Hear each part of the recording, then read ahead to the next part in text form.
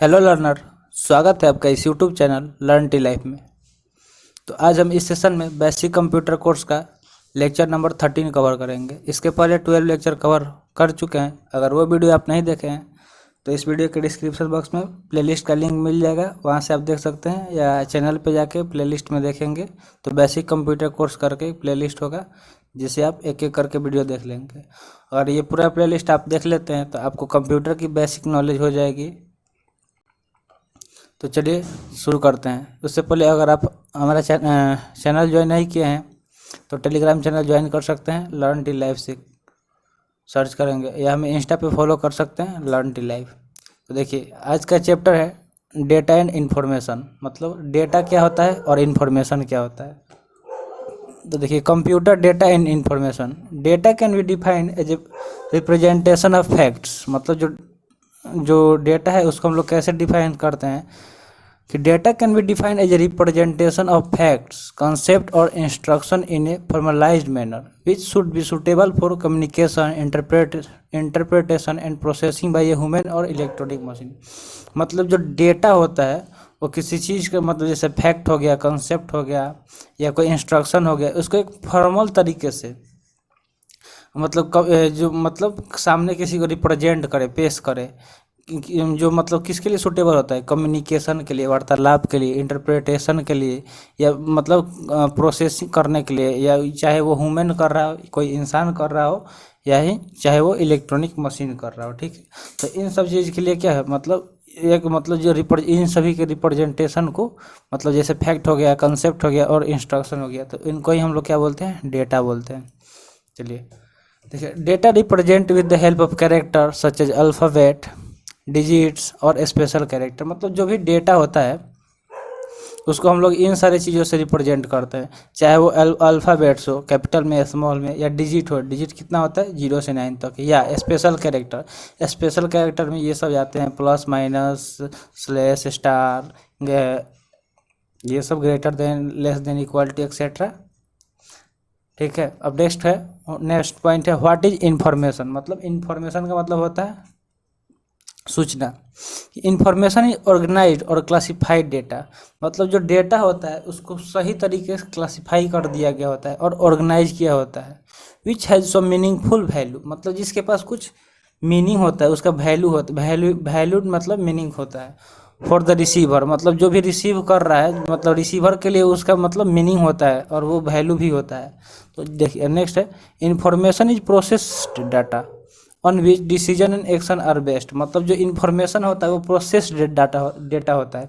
मतलब जो डेटा है उसको अगर हम प्रोसेस कर देते हैं, और मतलब और जो किस पे बेस्ड होता है, डिसीजन और एक्शन। मतलब डिसीजन मतलब होता है कोई भी चीज़ काम करने से पहले से हम सोचते हैं, यहाँ डिसीजन लेते हैं कि करें या नहीं, और फिर वो काम करते हैं, तो उस पर बेस्ड होता है। ठीक है, उसके बाद for the decision to be meaningful, और मतलब उस लिए जो डिसीजन मीनिंगफुल हो, मतलब जिसका कोई अर्थ हो, the process data must qualify the following characteristics. और जो प्रोसेस डेटा होता है, जो मतलब इन्फॉर्मेशन होता है, वो मतलब उसके कुछ ये खास गुण होते हैं, जैसे टाइमली, मतलब जो information should be available when required.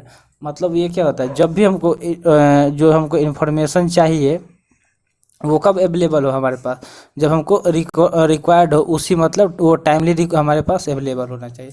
मान लीजिए जब हमको कोई काम है और उस टाइम हमको वो इन्फॉर्मेशन मिल ही नहीं रहा है, तो फिर उस इन्फॉर्मेशन का कोई वैल्यू ही नहीं है, कोई मतलब ही नहीं बनता है। ठीक है, तो जब जिस मतलब वो टाइमली हमारे पास अवेलेबल हो जाना चाहिए।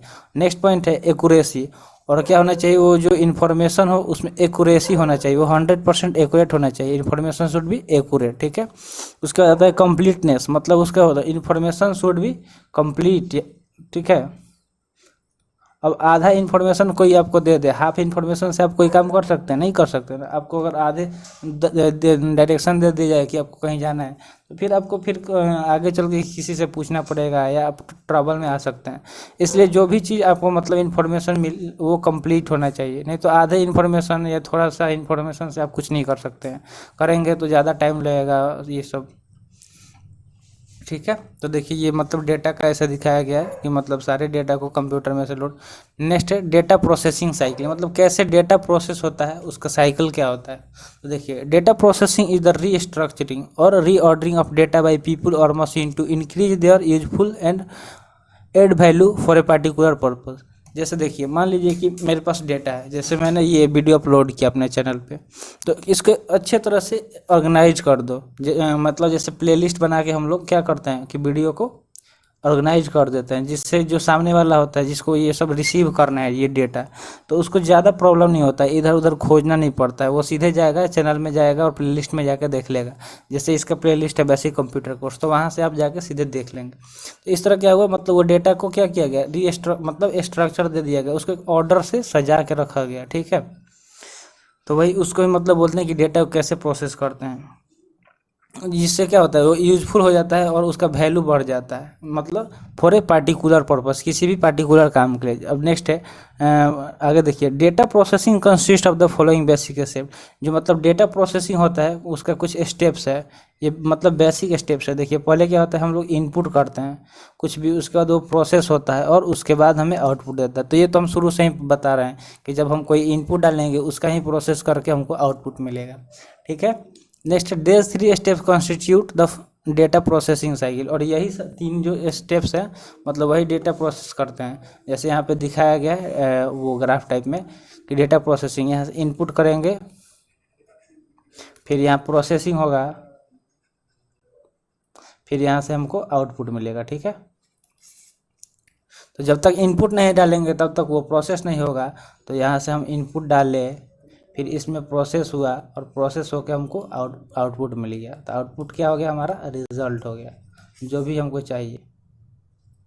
ठीक है, नेक्स्ट है इनपुट। अब देखिए इनपुट में क्या होता है, इन दिस स्टेप, मतलब इस स्टेप में the input data is prepared in some convenient form for processing. मतलब हम क्या करते हैं, इनपुट को डालते हैं प्रिपेयर करके कि वो प्रोसेस हो। The form will depend on the processing machine. और वो जो फॉर्म होता है वो प्रोसेसिंग मशीन पे डिपेंड करता है। जैसे मान लीजिए कि हम एटीएम में गए, एटीएम मशीन के पास, तो हम उसमें क्या किए, अपना कार्ड के डाले, तो वो क्या हो गया, इनपुट हो गया। फिर उसमें प्रोसेस किए कि हमको कितना कैश विथड्रॉल करना है या बैलेंस चेक करना है, तो क्या किए, मतलब उसमें वो भी इनपुट डाले। फिर क्या होगा, उसमें प्रोसेस होगा कि आप जो इनपुट डालें उसके बेस पे अगर कैश आपको विथड्रॉल करना है तो उस कैश विथड्रॉल वाला इनपुट डालेंगे तो हमारा जो कैश निकलेगा, और बैलेंस इंक्वायरी वाला डालेंगे तो बैलेंस इंक्वायरी होगा। तो वही मतलब इनपुट समझ में आ रहा है ना कि कैसे इनपुट करना है वो। The form will depend on the processing machine, मतलब ये किस पे डिपेंड करता है, जो प्रोसेसिंग मशीन है। ठीक है, कि उसमें हम कैसे इनपुट डाल रहे हैं। For example when electronic computer are used, मतलब जब इलेक्ट्रॉनिक कंप्यूटर यूज किया जाता है, the input data can be recorded on any one of the several type of input medium such as magnetic disk type tapes and so on। जैसे मान लीजिए electronic computer हम use कर रहे हैं, इसमें कुछ हमको डेटा सेव करना है, तो वो सब कहाँ सेव होते हैं, मैग्नेटिक डिस्क होते हैं उस पर, या टेप्स में, या ऐसे मतलब सो ऑन। ठीक है, नेक्स्ट है प्रोसेसिंग। जब इनपुट हम कर दिए फिर क्या होता है, प्रोसेस होगा। तो in this step the input data is change to produce data in more useful form.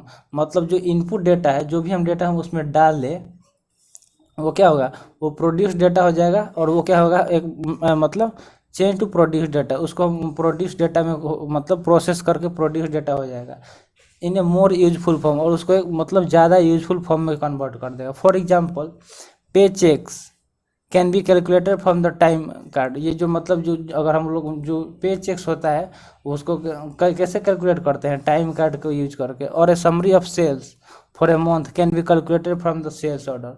और ये जो सेल्स ऑर्डर के बेस पे मतलब अगर किसी मंथ का सेल समरी निकालना है, सेल्स का कितना समरी हुआ, तो उसको कैलकुलेट करते हैं। ठीक है, तो ये सब क्या हो गया, प्रोसेसिंग हो गया। उसके बाद पहले इनपुट किए, फिर प्रोसेस हुआ, मिलेगा हमको आउटपुट। तो आउटपुट कैसे होता है ये देखेंगे। एट दिस स्टेज, मतलब इस स्टेज में the result of the processing proceeding processing step is collected. मतलब जो भी प्रोसेस किया गया है उसको मतलब फिर कलेक्ट किया जाता है। The particular form of the output data depend on the use of the data. और जो उसका पार्टिकुलर फॉर्म होता है वो किस पर डिपेंड करता है कि उस डेटा को कैसे यूज करना। फॉर एग्जांपल आउटपुट डेटा में भी पे चेक्स फॉर एम्प्लॉय। मान लो कि मतलब जो आउटपुट डेटा है वो कि मतलब पे चेक्स भी हो सकता है, किसके लिए, जो एम्प्लॉय होते हैं, वर्कर होते हैं, उनके लिए।